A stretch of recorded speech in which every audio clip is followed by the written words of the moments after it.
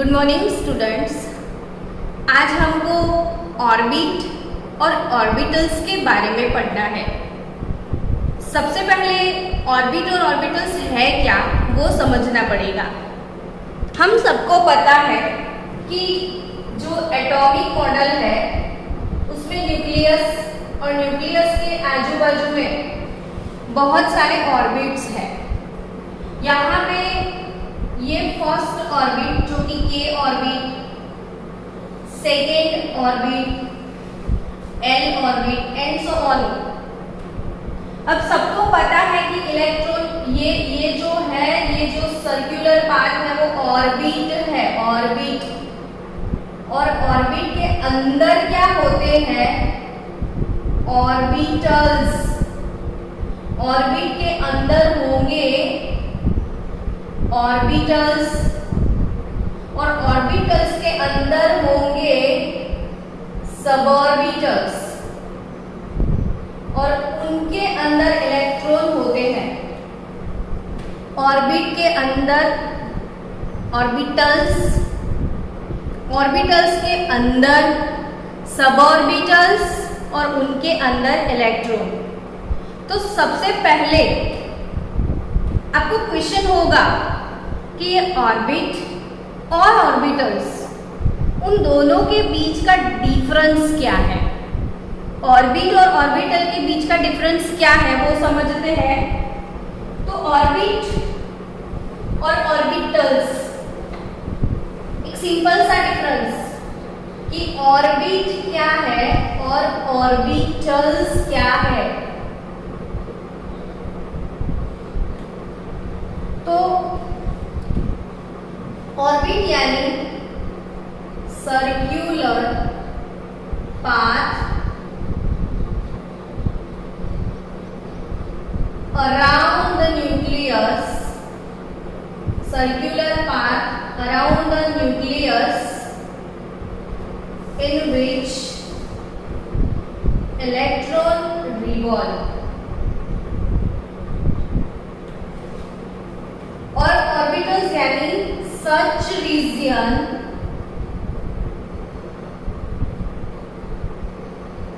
around the nucleus, such region around the nucleus in which electron finding probability is maximum। circular path around the nucleus in which electron revolve और such region around the nucleus in which electron finding probability is maximum। इसका मतलब समझते हैं कि अगर ये nucleus है तो अब सबको पता है कि इलेक्ट्रॉन ऐसे न्यूक्लियस के आजू बाजू में सर्क्यूलर पाथ पे रिवॉल्यूशन करता है। तो वो सर्क्यूलर पाथ जिसको हम ऑर्बिट बोलते हैं वो ऐसे भी हो सकता है, ऐसे भी हो सकता है, कोई भी, लेकिन वो सर्क्यूलर पाथ, जिस सर्क्यूलर पाथ पे इलेक्ट्रॉन रिवॉल्व करता है उसको ऑर्बिट बोलते हैं। लेकिन ऑर्बिटल्स क्या है? तो एक एग्जाम्पल लेते हैं। आप रात को टेरेस पे जाना, टेरेस पे जाके जैसे ही हम ऊपर आकाश में देखते हैं तो बहुत सारे स्टार्स आपको दिखेंगे। रात को जब आप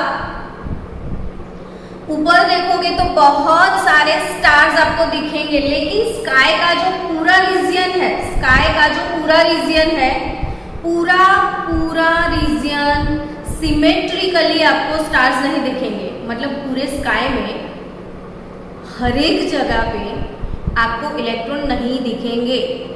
यानी यहाँ पे जो स्काई है, स्काई वो है ऑर्बिट, स्काई है वो क्या है? ऑर्बिट। लेकिन अब स्काई में देखोगे बहुत ध्यान से तो कोई रीजन ऐसा होगा जहाँ पे बहुत सारे इलेक्ट्रॉन्स हैं। थोड़ा रीजन कैसा है? जहाँ पे बहुत सारे इलेक्ट्रॉन है, इलेक्ट्रॉन डेंसिटी बहुत ज़्यादा है।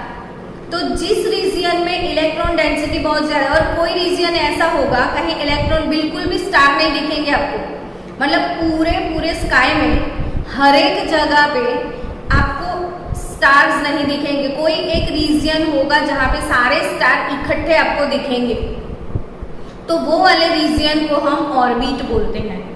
यानी जो सर्कुलर पाथ है उसमें इलेक्ट्रॉन रिवॉल्व करता है, लेकिन जहां पे इलेक्ट्रॉन डेंसिटी ज्यादा है, जहां पे इलेक्ट्रॉन आपको दिखे, उसको ऑर्बिटल्स बोलते हैं।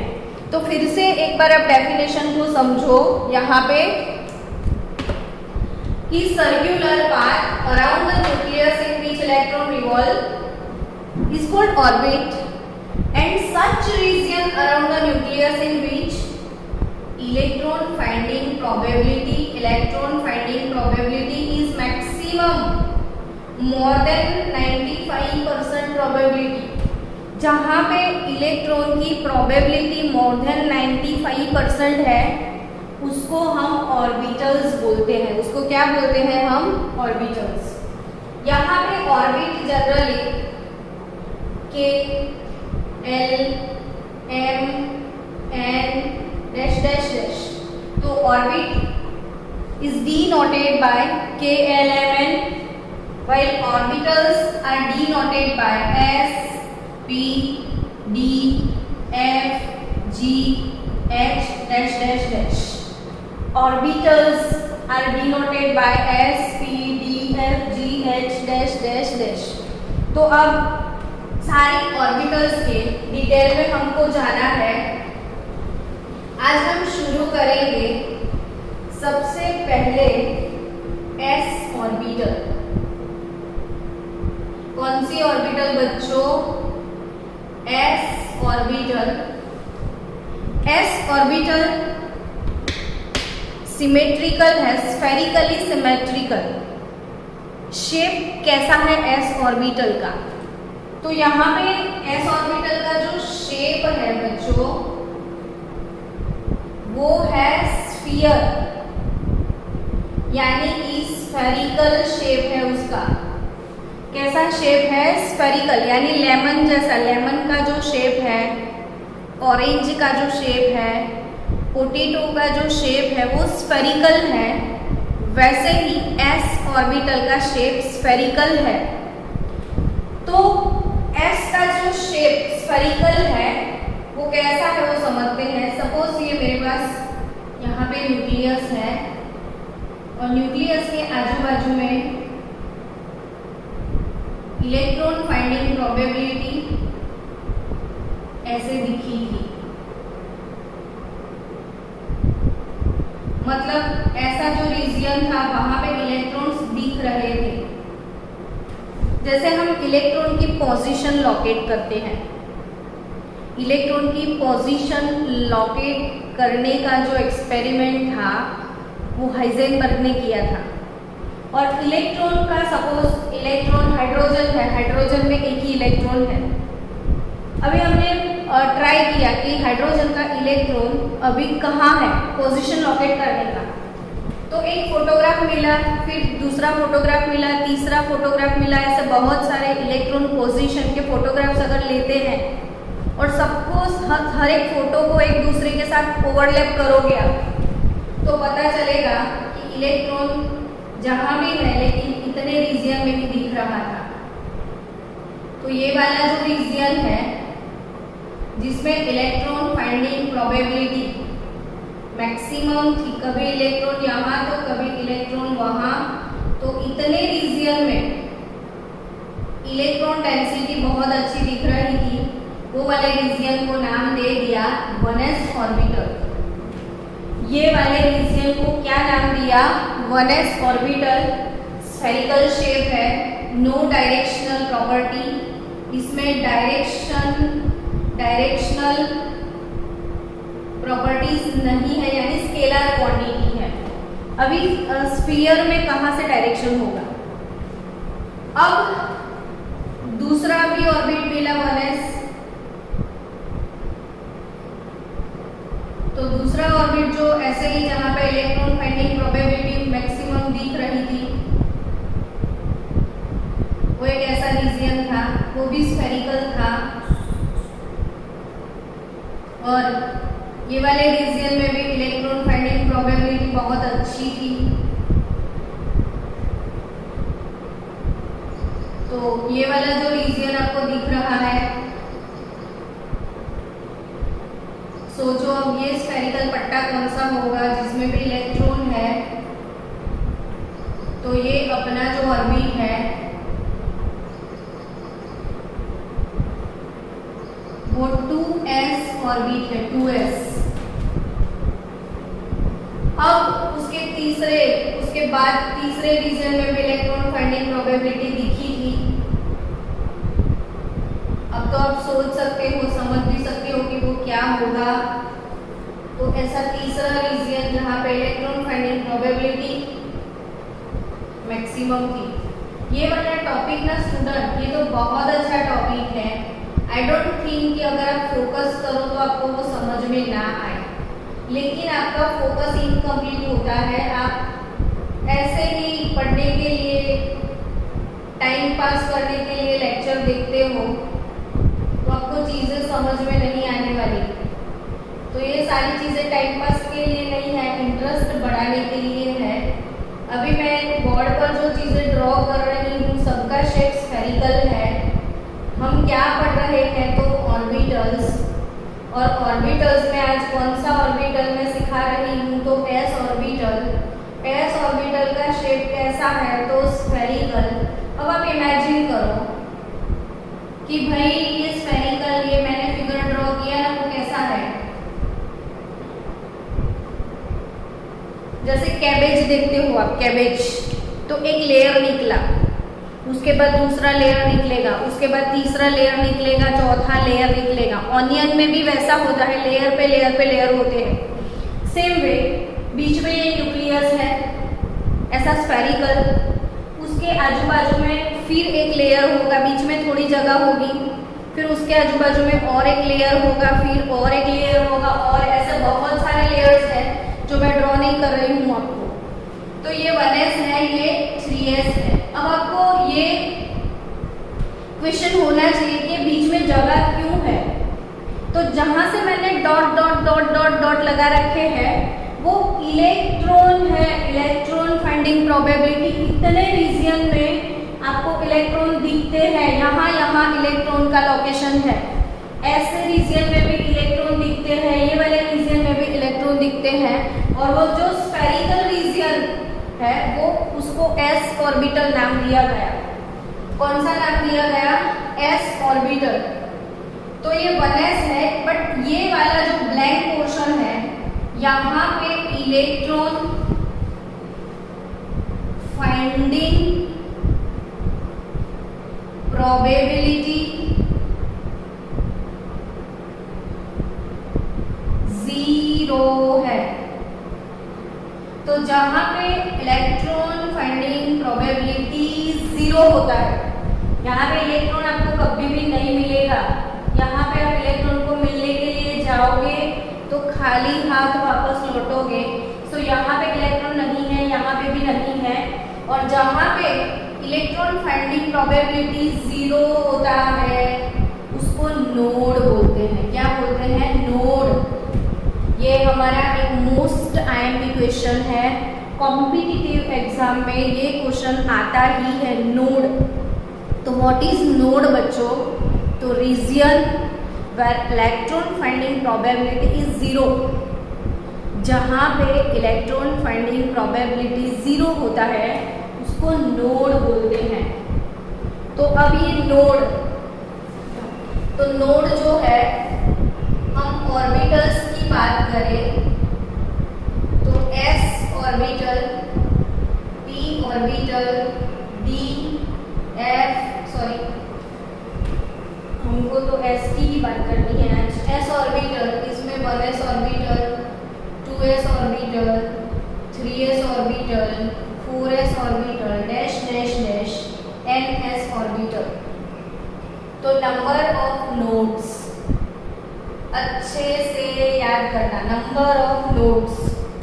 नंबर ऑफ नोड्स कितने हैं वो ध्यान से, 1s, 2s, 3s, 4s, 5ns, और ये यहाँ पे नोड्स।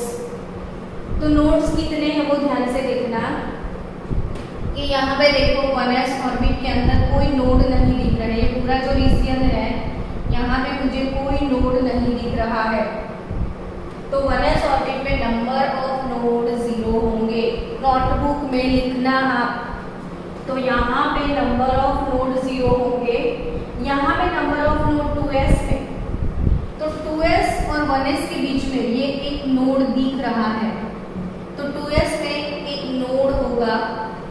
अभी 3s देखोगे ना, यहाँ पे बच्चों देखो ये वाला 3s है। तो ये वाला 3s है, इसमें एक नोड ये वाला है और दूसरा नोड ये वाला है। तो यहाँ पे there are 2 nodes. There are 2 nodes. तो यहाँ पे 2 नोड्स हैं। अगर 4s ऑर्बिट है तो उसमें 3 नोड्स होते हैं और ns ऑर्बिट है तो यहाँ पे n-1 नोड्स होंगे। फिर से ध्यान से देखो, 1s orbital 0 nodes, 2s orbital 1 node, 3s orbital 2 node, 4s orbital 3 node और ns orbital n-1 node, ns orbital n-1 node. तो ये याद रखो, 1s के लिए 0, 2s के लिए 1, यानी कि यहाँ पे जो नंबर है उससे एक कम होता है। अगर यहाँ पे n है तो ये n-1 होता है। तो यहाँ पे नंबर ऑफ नोड्स 1s के लिए 0, 2s के लिए 1, 3s के लिए 2, 4s के लिए 3 और ns के लिए n-1 नोड्स होंगे। Now p orbital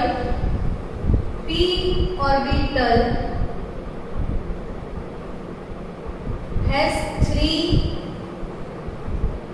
suborbitals px, py और pz. p orbital has 3 suborbitals px, py और pz. अब एनर्जी लेवल की बात की जाए, एनर्जी लेवल की बात, तो एनर्जी लेवल में बच्चों अभी मैंने s के बारे में बताया था। तो 1s less than, 2s less than, 3s less than, 4s less than and so on. यानी s ऑर्बिटल की बात की जाए तो 1s से ज्यादा एनर्जी 2s का होता है, 2s से भी ज्यादा एनर्जी 3s का होता है, 3s से भी ज्यादा एनर्जी 4s का होता है। लेकिन यहाँ पे p के 3 जो सबऑर्बिटल्स हैं, px, py, pz, p के 3 सबऑर्बिटल्स है तो उन तीनों का एनर्जी लेवल सेम होता है। यानी कि सपोज मेरे पास 2px है, 2py है और 2pz है। 2px, 2py, 2pz, if there are 3 suborbitals then तीनों का एनर्जी लेवल सेम होगा। तो जिनका एनर्जी लेवल सेम होता है उनको डी जनरेट ऑर्बिटल्स बोलते हैं। डी जनरेट ऑर्बिटल्स किसको बोलते हैं बच्चों? Degenerate orbitals. तो डी जनरेट ऑर्बिटल्स यानी orbitals having same energy, orbitals are having same energy. तो जिनका एनर्जी लेवल सेम होगा उनको डी जनरेट ऑर्बिटल्स बोला जाता है।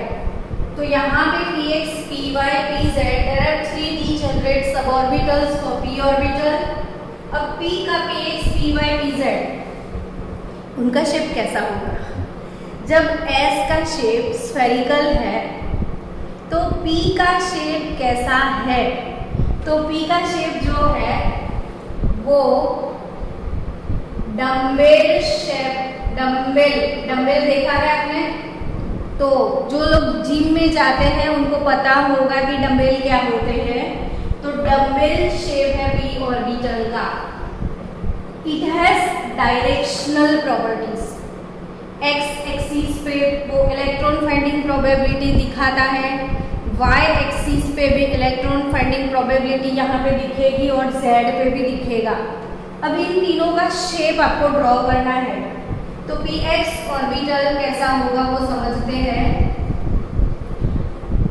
ये वाला y एक्सिस है, ये वाला अगर x एक्सिस है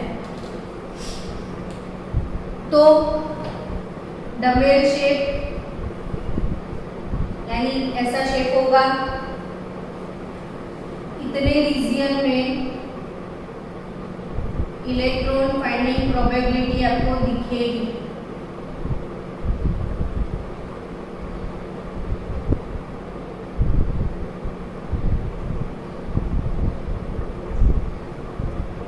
तो ये वाला रीजियन जहाँ पे इलेक्ट्रॉन फाइंडिंग प्रोबेबिलिटी है, यहाँ पे भी ये वाले रीजियन में इलेक्ट्रॉन फाइंडिंग प्रोबेबिलिटी है।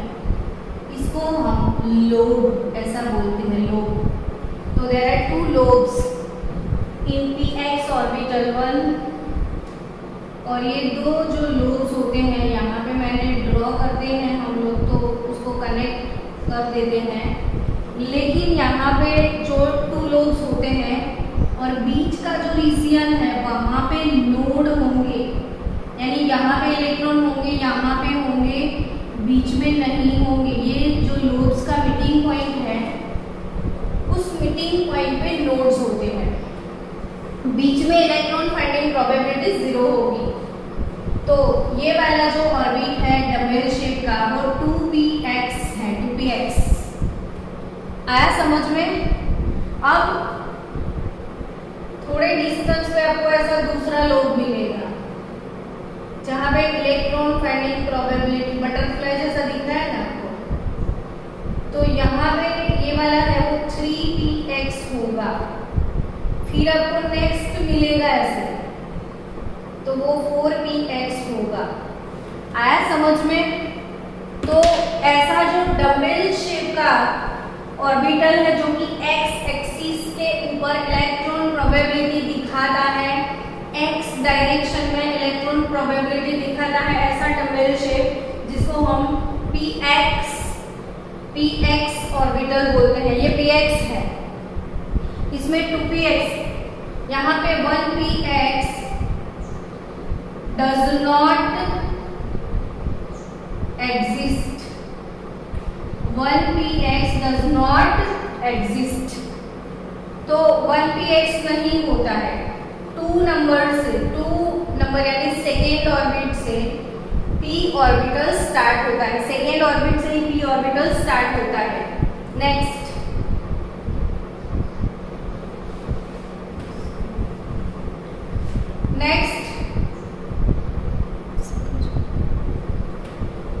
ये px खत्म, py की बात करें तो py ऑर्बिटल जो है वो y एक्सिस पे डेंसिटी दिखाएगा इसे। यहाँ लोब का जो मीटिंग पॉइंट है वहां पे इलेक्ट्रॉन नहीं होंगे, यहाँ पे नोड होगा। तो जब y एक्सिस के ऊपर आपको इलेक्ट्रॉन फाइंडिंग प्रोबेबिलिटी दिखे डबल शेप में, तो ये वाला जो ऑर्बिटल है वो 2py होगा। ये px है, ये py है, सबसे पहला होगा वो 2py होगा, फिर उसके बाद वाला 3py होगा। वैसे ही ये है, ये y एक्सिस है, ये x है और z एक्सिस जैसे ऐसे होगा। हम पेपर पे नहीं दिखा सकते लेकिन ये ऐसे परपेंडिकुलर होगा और उसके ऊपर जो लोब्स होंगे ये वाले z डायरेक्शन में जो इलेक्ट्रॉन फाइंडिंग प्रोबेबिलिटी है, ये वाले जो ऑर्बिटल है वो है 2pz। तो यहाँ पे ये है 2px, ये है 2py और ये होगा 2pz। और p orbital has again 3 suborbital. p orbital has again 3 suborbitals. They are degenerate orbitals cause px and py and pz are having same energy and px py pz dumbbell shape का होता है और दो dumbbell मतलब दो lobes जो होते हैं, स्फेरिकल लोब्स जो होते हैं उन दोनों के बीच का जो मीटिंग पॉइंट है वहाँ पे नोड्स होते हैं, नोड्स। तो यहाँ पे जो नोड्स है, सपोज 2px का नोड कितना, 2py के नोड्स कितने, 2pz के नोड्स कितने, तो नंबर ऑफ नोड्स यहाँ पे होंगे n-2। नंबर ऑफ नोड्स, जैसे s ऑर्बिटल थे तो s ऑर्बिटल के लिए नंबर ऑफ नोड्स का फॉर्मूला था n-1। p ऑर्बिटल्स के लिए नंबर ऑफ नोड्स होते हैं n-2। p ऑर्बिटल्स के लिए नंबर ऑफ नोड्स होते हैं n-2। तो यहाँ पे n-2, अब n यानी यहाँ पे 2, तो 2 - 2, तो 2px में नोड 0 होंगे। 3px तो n-2, n इसका 3 है, 3 - 2 यानी 2px में 0 node, 2px 0 node, 3px 1 node, 4px 2 node, 5px 3 node, यानी npx number of node n-2, npx number of node n-2, s के लिए number of node n-1, number of nodes n-2। अब यहाँ पे p जो है उसका शेप आपको समझ में आ गया। p के लिए शेप समझ में आ गया, डबल शेप। p के अंदर 3 सब ऑर्बिटल्स हैं।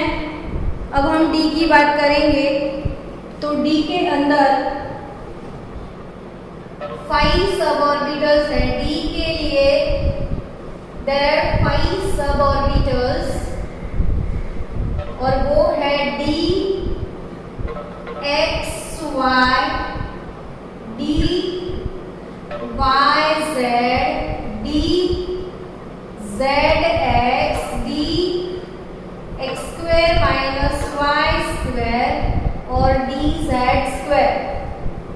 तो d x y, d y z, d z x, d x square minus y square और d z square। तो स्टूडेंट्स यहाँ पे d के अंदर 5 सब ऑर्बिटल्स है, 5 सब ऑर्बिटल्स, और d के सारे सब ऑर्बिटल्स जो है वो आपको पता होना चाहिए, क्योंकि 12th में आपको क्रिस्टल फील्ड थियरी भी पढ़ना है और क्रिस्टल फील्ड थियरी जो है उसमें ये d ऑर्बिटल्स, उसके शेप वो सब नहीं आता है। तो समझो कि पूरा क्रिस्टल फील्ड आपका कुछ भी नहीं उसमें समझ पाओगे। तो यहाँ पे ये सब ऑर्बिटल्स, इसके लिए क्वांटम नंबर्स, बहुत सारे क्वेश्चंस यहाँ पे हमको सॉल्व करने हैं।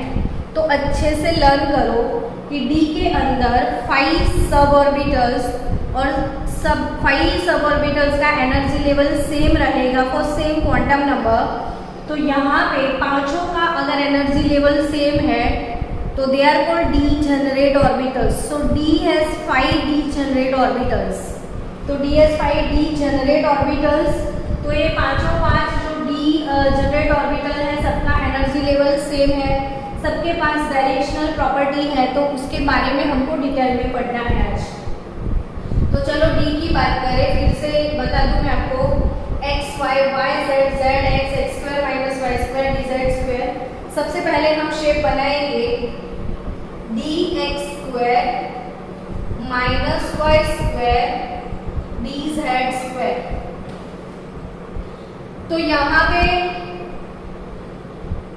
अब ध्यान से देखो, अगर इसको मैंने y ऑर्बिटल बता दिया, सॉरी y एक्सिस बता दिया और इसको मैंने x एक्सिस बोला है, तो जो dx square minus y square, जैसे s का शेप तो स्फेरिकल, p का शेप डम्बेल शेप, तो d के लिए डबल डम्बेल शेप होगा।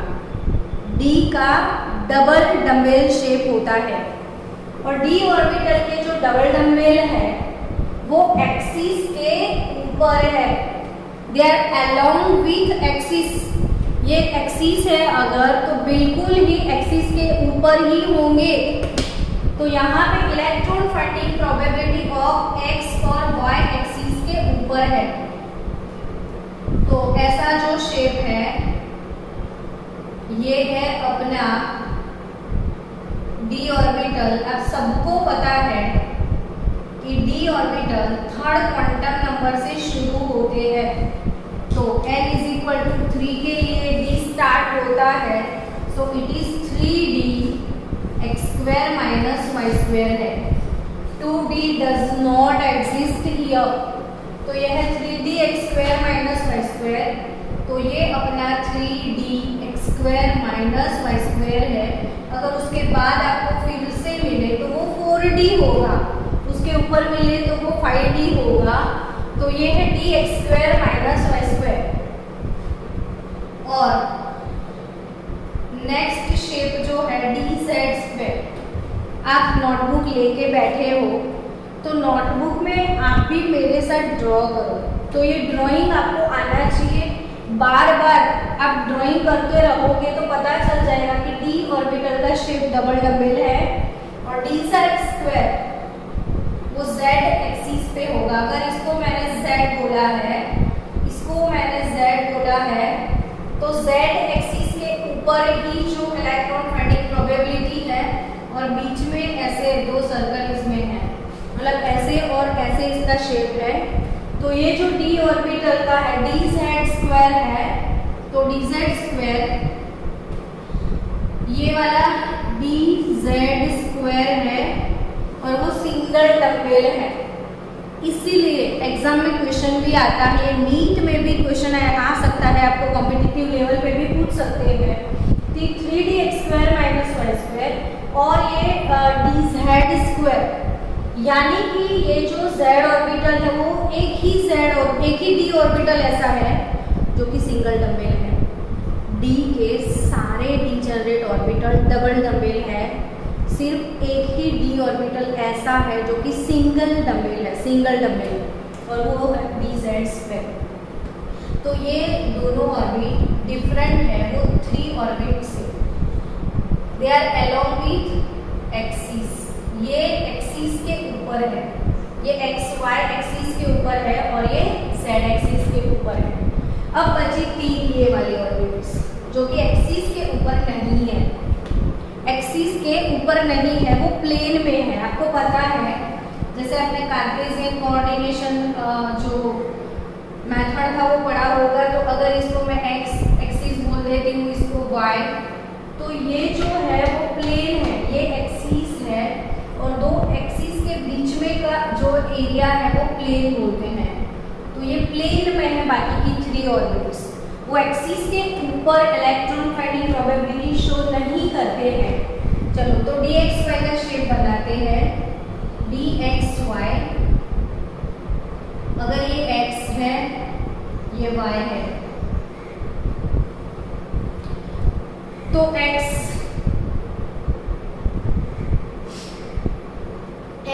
y, ये देखो x y, तो x की ऊपर इलेक्ट्रॉन फाइंडिंग प्रोबेबिलिटी है, ये y के ऊपर है, जबकि ये एक्स वाई ऊपर नहीं होगा। ये देखो एक्स वाई प्लेन, यहाँ पे भी एक्स वाई प्लेन, यहाँ पे भी एक्स वाई प्लेन, यहाँ पे भी एक्स वाई प्लेन। तो ये प्लेन के अंदर है, देखो एक्सिस के ऊपर नहीं है, ध्यान से देखना, they are not along with axis. Axis के ऊपर ये रहा, ये एक्सिस के ऊपर नहीं है, प्लेन में है। तो ये वाले जो शेप है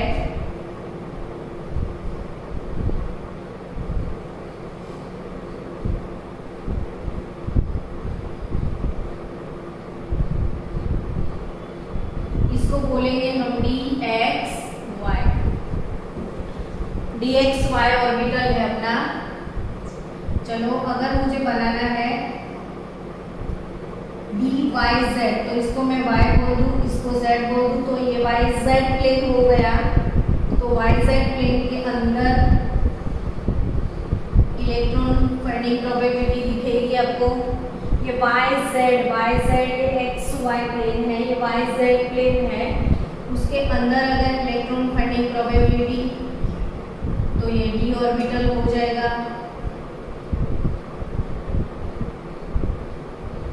तो ये DZY है। और तीसरा DZX, तो ये Z और ये X, तो Z और X के बीच के अंदर का जो प्लेन है, देखो ये ZX, तो ये भी Z, ये भी X, तो ZX, तो ये भी ZX। तो ZX प्लेन में आपको इलेक्ट्रॉन फाइंडिंग प्रोबेबिलिटी दिख रही है।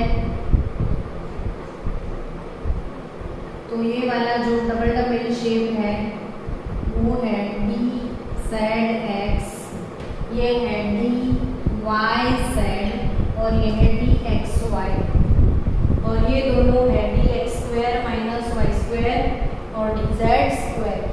यानी कि ये तीनों जो D के सबऑर्बिटल्स हैं वो तीनों प्लेन में है, और ये दो जो है वो एक्सिस के ऊपर होंगे। DX² - Y² DZ² एक्सिस के ऊपर होगा और ये तीनों प्लेन में होंगे। तो again D has five suborbitals X, Y, Z, ZX, DX² - Y² DZ²। इन 5 में से जो DZ² है वो सिंगल डबल है, बाकी सब डबल डबल है।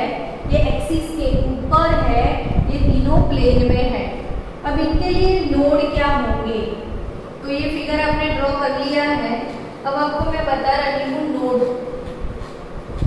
नोड प्लेन भी होते हैं। देखो अगर यहाँ पे इलेक्ट्रॉन फाइंडिंग के लिए प्रोबेबिलिटी XY प्लेन में है, तो जो DXY है DXY के नोड क्या होंगे या नोडल प्लेन क्या होंगे जहाँ पे इलेक्ट्रॉन नहीं होगा। तो अगर XY में है तो YZ और ZX उसके नोडल प्लेन बनेंगे। अगर DYZ में है तो ZX और XY इसके नोडल प्लेन होंगे। अगर DZX है तो XY YZ इसके नोडल प्लेन होंगे।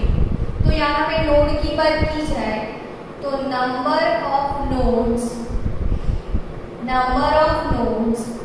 इन D ऑर्बिटल इज n-3 होंगे, n-3। यानी कि आपको कोई क्वेश्चन आता है कि 3D X² - Y² में कितने नोड्स होंगे, 3D X² - Y² में कितने नोड्स होंगे, तो n-3 करना है आपको। यहाँ पे n यानी ये वाला क्वांटम नंबर 3 नंबर है, n यानी 3 - 3 0 नोड। 3D X² - Y² में नोड्स नहीं होंगे। 4D तो उसमें n-3 4 - 3 यानी एक नोड होगा 4D में। 5D में देयर आर 2 नोड्स।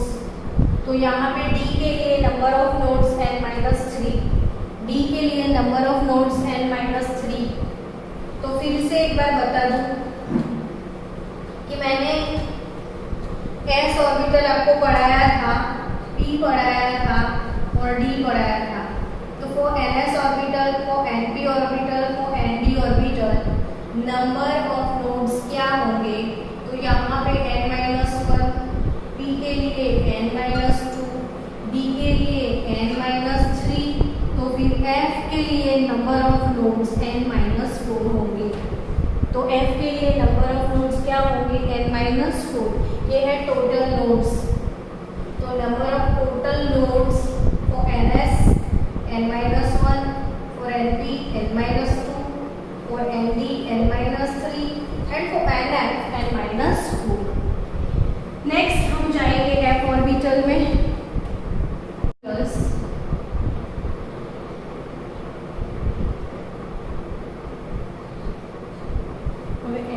एक minute.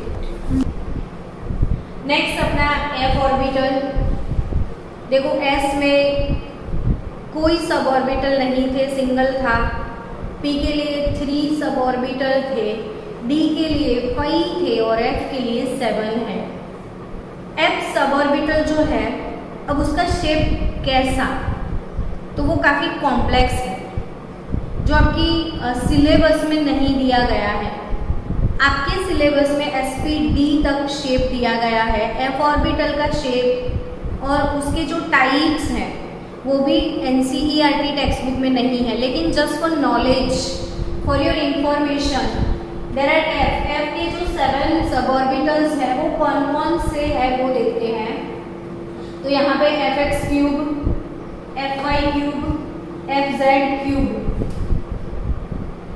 Fx cube, Fy cube, Fz cube, Fx cube, Fy cube, Fz cube, फिर x y z तीनों साथ में, तीनों के cube, Fx cube, Fy cube, Fz cube, फिर Fx y z, then Fx, Fy, Fz लिख दो। फिर तो Fx इंटू ब्रैकेट x के बाद क्या आएगा, तो y square minus z square, Fy तो z square minus x square, Fz तो x square minus y square. तो F has 3 suborbitals, F has 3 suborbitals, sorry, F has 7 suborbitals। तो F के अंदर 7 suborbitals है, और वो 7 वाले जो suborbitals हैं ये इस टाइप के हैं, और उसके शेप बहुत ज़्यादा कॉम्प्लेक्स है, जो आपको नेट पे गूगल पे अवेलेबल है। आप वीडियोस गूगल पे सर्च मारना शेप ऑफ ऑर्बिटल्स, और बहुत सारे अच्छे 3D एनिमेटेड वीडियोस आपको मिल जाएंगे। तो ऑर्बिटल के shape, F orbital, there are 7 degenerate suborbitals, so F orbital, and again last में थोड़ा रिवाइज कर लो आप, S, उसके लिए single suborbital, P has 3 suborbital, D has 5 suborbital, और F has 7। तो SPDFG के लिए कितने होंगे, 9, और G के बाद H आएगा तो 11। तो आई थिंक आपको समझ में आ गया है। 1, 3, 5, 7, 9, 11, देन 13 होंगे। तो यहाँ पे SPDF ऑर्बिटल्स वाला फंडा जो है विथ शेप अपना क्लियर हो गया आज। तो मिलते हैं कल नेक्स्ट लेक्चर में।